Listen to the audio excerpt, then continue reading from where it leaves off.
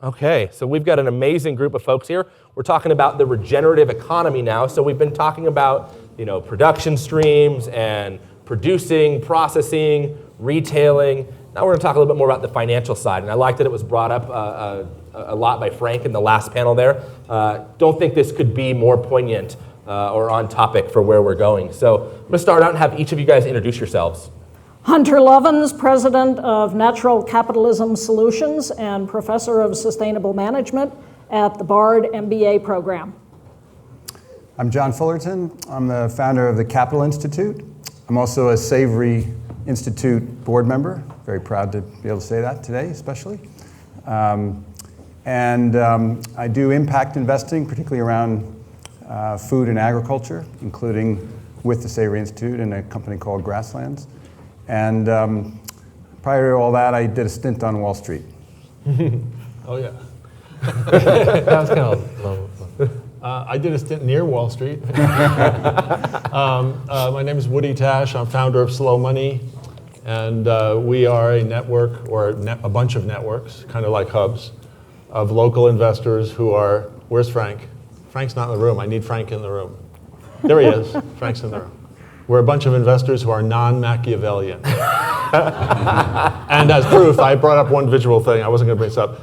So this is a Slow Money journal. We do this twice a year. So the word money is on there, and the word soil is on the same cover. So I just want to show that as evidence that there are a bunch of people who are non-Machiavellian in the way they're putting their money to work. But we'll say more about that at some point. Grant. Grant McCargo. I'm the CEO of Biological Capital, and we look at land use and how to invest in land that's regenerative versus extractive. Great. So Hunter, explain what a regenerative economy is. People may not have heard that term before. It is an economy in service to life. It's an economy that rests first and foremost upon the health of the soil and upon the health of the communities, companies, countries that depend upon that health. I get asked this question a lot in corporate boardrooms or university auditoriums or in community meetings, typically because somebody has used the term sustainable and regenerative as meaning the same thing. Right. And regenerative is a term that is coming up fast. There was even an article on regenerative marketing. I said it to John. And I say that's not the same thing. And they say, well, then what's regenerative? And I cannot tell you how many times I've taken a deep breath and wished that I were sitting right here with the man who taught me, along with Bucky Fuller, about the concept of regenerativeness, and next to the man who has written the best statement on what a regenerative economy is, what the principles that underlie it. And so I'm not going to answer your question. I'm going to give it to John because he is the master. And if you have not read that paper, Regenerative Capitalism, you can get it, download it for free on the Capital Institute website by John Fullerton. Thanks, Hunter. So it's always impossible to try to answer this in a half hour, much less in a soundbite. Right. But maybe I'll just talk briefly about the journey I took to this paper, which started with an exchange between myself and Alan after I wrote a paper called The Relevance of Schumacher in the 21st Century back in 2008. And as the internet works, someone landed it somehow landed in Zimbabwe, and Alan and I got in touch, and so he introduced me to his work and this idea of holism, which the man who coined the term, Jan Smuts, defines as the universal principle that explains matter, life, and spirit. And Einstein and Smuts exchanged letters. Einstein seemed to agree that it was an important idea, and that's good enough for me between the two of them. So I've been pursuing this idea of holism in a very serious way ever since. And of course, then I learned about regenerative agriculture through my exposure to Alan and the Savory Institute's work. And essentially, a regenerative economy is a simple idea, which is to imagine that the system that we understand, the agriculture system we understand, and we understand how that can be managed regeneratively and create net creation of soil and sequestration of carbon and provide well-being for the people that live on the land. Imagine if we could extend that idea beyond the ranch or the farm to an economy. That's the simple idea. How one gets there, what are the principles, that's the hard work, and then how to implement it is the hard work. But we came up with, after a lot of thinking, 8 principles. They're in the paper. I'll talk about maybe one, the importance of relationship between the parts. And if I were to diagnose what's wrong with our modern extractive, degenerative economy, which is driven by Wall Street and Wall Street's extractive ways, just to get that all out on the table, it would be that we've severed the important relationships between, in particular, capital owners and enterprise. And so all of the work in the sustainable business world about transparency and environmental social governance and public companies, all of that is important work, but misses the fundamental principle problem, which is that through the efficiency, and we've talked about efficiency isn't the goal. Unfortunately, efficiency is the goal of conventional economics, which is why we're in the problem we're in. But if we can reconnect owners, investors with enterprise, and they act as responsible, that word's been used a lot today as well, responsible citizens. Imagine the idea of a investor citizen. Then we have a chance to do the transformational work we need within the mainstream economy. So anyway, I'll leave it at that.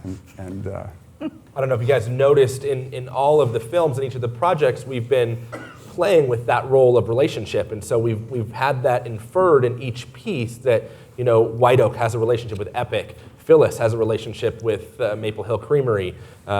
We've just connected Spencer and Frank for the ultimate polarity of urban and rural. But it's about relationships being formed, and I think that's a really important point to bring up, John. Woody, tell us about what slow money means. What is that? Well, I'm glad you asked a very vague general question. Sure. Now I can just say what I wanted to say after what John said. Oh, perfect. No, because what slow money, I'm going to pull it up. What slow money means is rebuilding the relationships that are broken between investors and the places where they live, all the way down to the soil. So, I mean, that part's simple. So before I say anything else, I just wanted to throw out a few numbers so people know that whatever I say is part of a conversation that thousands of people are actually having, and we're actually putting our money to work.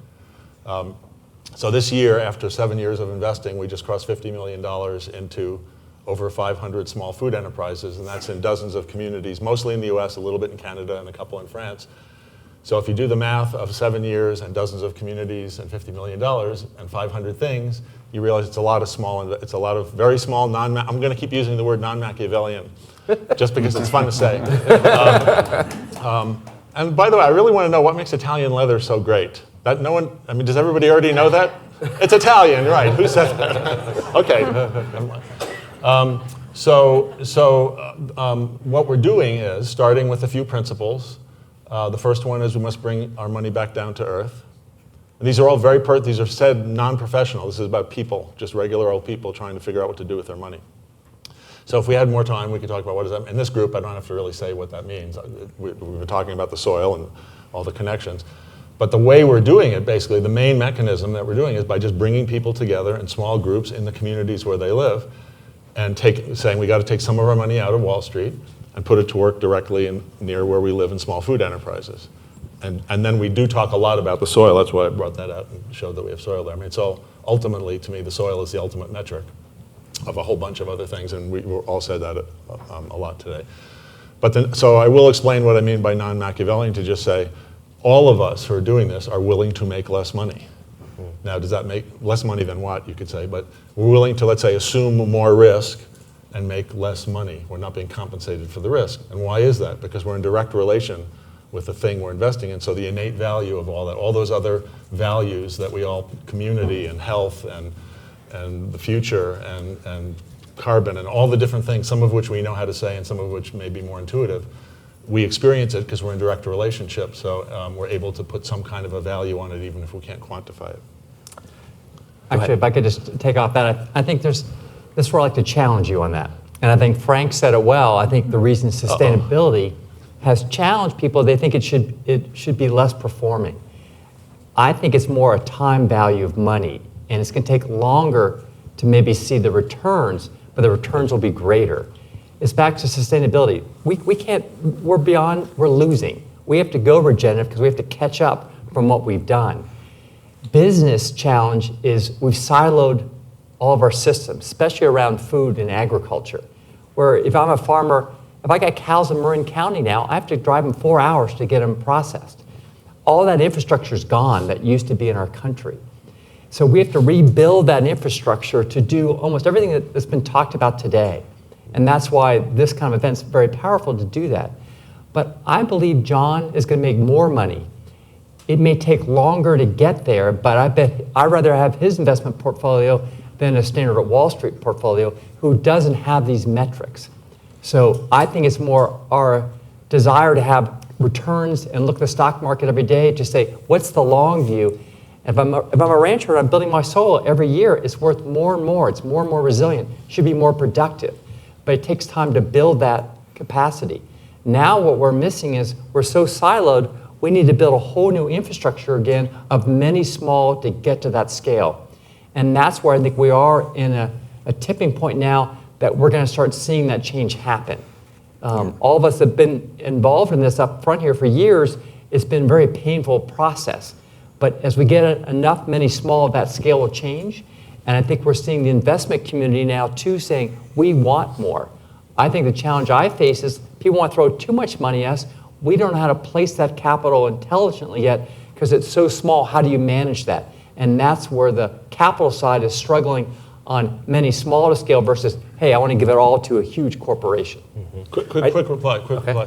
So I'm not sure if we're talking past each other or we may be actually agreeing. So first of all, the word slow and slow money is precisely what you're talking about. Yeah. So it's about being willing to be very patient. Without getting into actual examples of rates of return and calculations or whatever, it's kind of hard, so it gets abstract. But I would say, you mentioned a lot of small things. So I mean, I was at a farm 10 miles from here yesterday. It's one of the premier diversified organic growers in Boulder. And after 10 years of, let's say, considerable success in the marketplace, this family is grossing about $600,000 off of this 30 acres, and they are prized producers here. So at some point, you just have to decide as a community, do we want to have a lot of small diversified producers in our community or not? In other words, I'm saying there are different parts I think we were talking about different parts of the continuum. So if on that level we want to support that, then I think for those of us who are doing it, at least for right now, we are willing to relax our, for whatever cockamamie reasons you might say, but we're willing to relax our return expectations. We're not saying we don't care how much money we get, how fast. And even more than that, I'm saying those of us who are doing this, we happen to be forgiving our returns. So we're doing very concessionary things to help the farmers out right now, and we're letting the other returns that you're talking about stay in for the benefit of others. Well, we're also facing a lot of myths. The fossil fuel industry is where you're going to get your big return. Exxon is borrowing to pay dividends. Shell is selling assets to pay dividends because they know if they omit a dividend, the game is up. They're out of business in the investor world. At the same time, a portfolio that I helped build that is truly fossil fuel free significantly outperformed any of the general benchmarks over the past couple of years. We are in the midst of the most profound transformation of any of our lives, and perhaps even of human history. And we're going to reinvent everything. So we are going to have to reinvent the capital markets. I was with Mark Campanelli. John and I were at a conference at Oberlin a couple weeks ago on after fossil fuel. Mark invented Carbon Tracker that gave Bill McKibben the numbers on stranded assets from fossil that is now unburnable. He also created the social stock exchange in the UK. This is a stock exchange where you can invest through a broker, same as you invest in New York or London or any of the others, in little companies.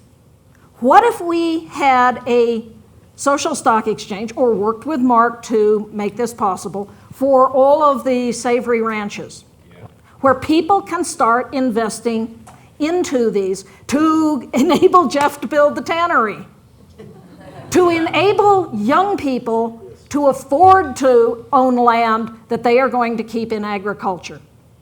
Touche. Yeah. How about?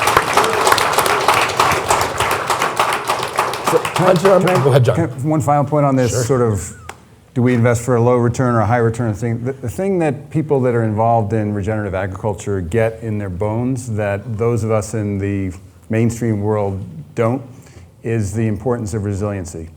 And one of the principles in the paper is balance, the balance between efficiency and resiliency. And the investment world doesn't get that. Every once in a while there's a stock market crash and everyone throws their heads in the sand and, oh, this is terrible and the world's ending, and then it ends and then they're right back at the same game again. And we're actually, as you all know very well, entering probably for the rest of this century a period where the value of resiliency is going to get higher and higher year after year after year. And so I think the circle gets squared not in whether the return Woody slow money investors is high enough or too low and whatnot, but that a huge portion of what is considered today attractive investment is going to get stuck and caught in this resiliency wave. So it's not a pretty picture because people are going to lose less money or they're going to make a little money instead of losing a lot of money. But that's, as an investor, that's the future we should be thinking about. Well, and risk. The reason a whole lot of companies are going 100% renewably powered is this enables them to cut their risk. If violent storms take down the grid, if utility companies go out of business, they've now taken that risk and eliminated it for their cost of production. We can do this with food. If we do not do it with food, we won't be eating. Climate change is already affecting food production the world around. This is why we have 65 million refugees. 90 of them died yesterday in the Mediterranean. If 90 people died in this country, it would be front page news everywhere. 90 people died because they can no longer farm where they used to live. 65 million of them on the move. We want them here. Europe doesn't want them. Where are they going to go?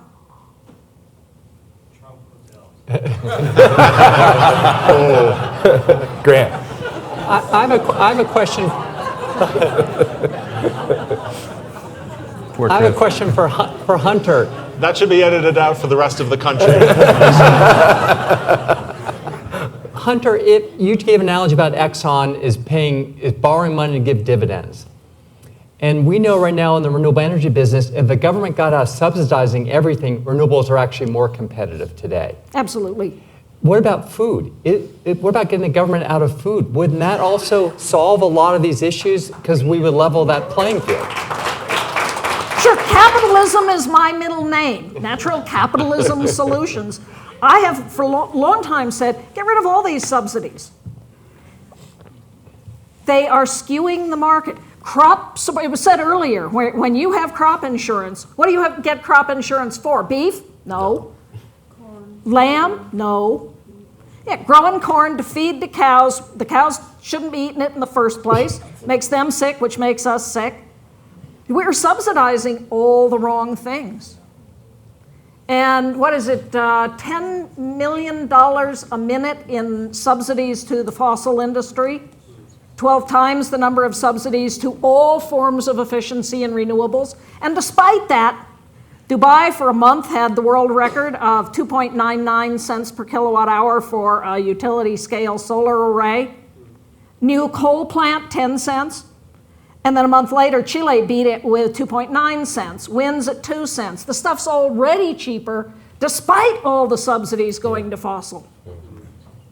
We are going to transform the energy sector, the transport sector, the music sector, the fashion sector, and agriculture, because we have a better way of doing it. So let's pivot there. Does anybody have any comments on fashion? I think this group is pretty indoctrinated in the food world, and that conversation has been going for a while. The fashion one feels a lot newer, for me at least. I've been in the beef industry for 15 years, and much like Spencer, had never dealt with leather. I think it's a great product, but I hadn't dealt with it. What do you guys think about that in terms of opportunities, portfolios, injections of capital? Give us a rundown on the fashion side of things. I'm the wrong one to ask about Look at that. fashion. Before they couldn't stop. Now, dead in their tracks. I'm the wrong one to ask about fashion. I wear Wranglers and a jacket from the thrift store. But my students love fashion and are forever trying to figure out how to use the fashion industry to drive more sustainable behavior throughout society. So again, I think thinking holistically about where are the blockages? We've identified one. Jeff's going to set up a tannery. But that we know there are a lot of other blockages. Years ago, in fact, very shortly after I first met Alan and started working with him, we tried to open a local beef selling operation in the Roaring Fork Valley, other side of the mountains. Not happening. Now there are some folk that are starting to figure out how to do it. But if you looked at all of the things blocking us, we just threw up our hands. So systematically figuring out where those blockages are to enable regenerative agriculture to be wildly more profitable and deliver higher quality food and deliver the fashion products, the fiber, the leather, that could be a big part of sweeping it. I think you guys are really onto something with this notion of eat it, wear it, regenerate it. And what if every one of us in this room pledged, what's your dot? Do one thing. What if we all pledged with every time we buy something that could be considered part of the fashion industry to at least ask, is it regeneratively produced? The poor shop clerk's going to go, what? Right? But if we start asking, if we create the demand, and if we start looking, when I eat a hamburger, I typically ask, is it grass beef? Yeah. What, 20-odd years ago? No. Yeah. Now, out half the time, oh yes, you can get grass beef. Yeah. Ask for it. Let's follow that down the line. And what role can consumers play in this regenerative economy? And then we're out of time. So sort of going back to the fashion industry, which I know nothing about, obviously, and it's an example of the whole idea of having consumers drive this. I think, and Hunter uses the phrase, we need to buy time. And this sort of greening the supply chain, regenerating the supply chain, whatever we'd call it, we need to keep in mind that all we're really doing is extending the time frame with which we have to really fundamentally transform the way we think about how we live on this planet and what economy means. And so, I use the word capitalism for a sinister reason, which is so that I don't get kicked out of some conversations. But the regenerative economy I envision in the future, I was walking with Alan once on a ranch, and he sort of said very subtly, there's no such thing as a global economy. There's no such thing as an economy separate from culture and place. And so, the rethinking we need to do, particularly those of us in sort of the elite economics and finance world, that is essentially the ideology that's running the world, has really very profound rethinking that needs to be done. And so all of this great work of fixing supply chains is really just a Band-Aid to get us the time to get to where we need to go. And that is this holistic understanding of what well-being really means. Quick note on that, Selene Diaris, Brenna St. Ange, who are both in the audience, and a group of us are putting on a conference here in Boulder, May 15 to 17, first day on exactly this question of how do we transform the global economy to make it regenerative, and then the next day on how do we implement that here in the Boulder Valley. So for all of those of you from the Boulder Valley or know people, or who want to bring your example from other parts around the country, we're getting serious about it right here in Boulder. Woody and Grant, May 15th. May 15 to 17. Woody and Grant, final thoughts. I was going to follow up on what John said about place and culture. So you mentioned Schumacher in passing. So for the few people in the audience who don't know, E.F. Schumacher wrote Small is Beautiful in 1973. And the thing that's been missing a little bit, of course, there's so many things to talk about in a short period of time, but the things, we haven't said the word local really much. We haven't said words like appropriate scale. And those are parts of this holism. If we're rethinking, it's not just about profitability. That's a very abstract thing, right? It's about what's the enterprise, what's the appropriate scale for the enterprise, what's its role in the community, does it connect people, et cetera.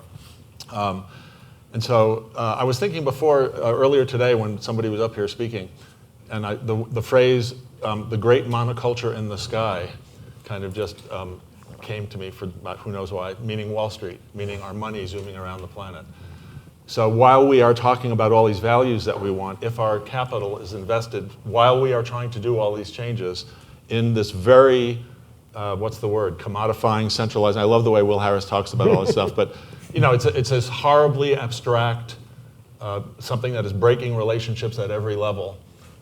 If our money is out there while we're trying to do all these things, I think we're a little bit, we're not going to be able to buy time. So part of it is being willing to go slow, small, local, and that's our little attempt to try to be holistic, actually. So I'll just leave it at that. Yeah, that's beautiful. I think it is small, it is local, and consumers, which is the theme of this whole conference, is perfect because consumers can change the whole situation like that. Fashion, I like it because people are constantly changing their fashions. That can change a pattern very quick. If that's 20% of our footprint, that's huge. Big business and public policy have created a system that's hard to break, but the consumers can change it. That General Mills has bought Epic. I mean, it saw this progressive company and it wanted to get in the game. So it's back to the consumer. If you ask for it, you demand for it, it will happen. And that's where I think what you guys are trying to do at Savory is so important. If you can drive the consumer to be educated, to understand why that's important, we can have a shift. All the systems to solve our world problem are here today. It's a matter of can we make that Titanic we're on stop and turn 180. That's our challenge. And I think consumer is the fastest way we can possibly do that. And it's consumer what you buy, where you live, whether you buy local or not, and also where you invest your money. Let's give him a round of applause. You ready? Are you mic'd?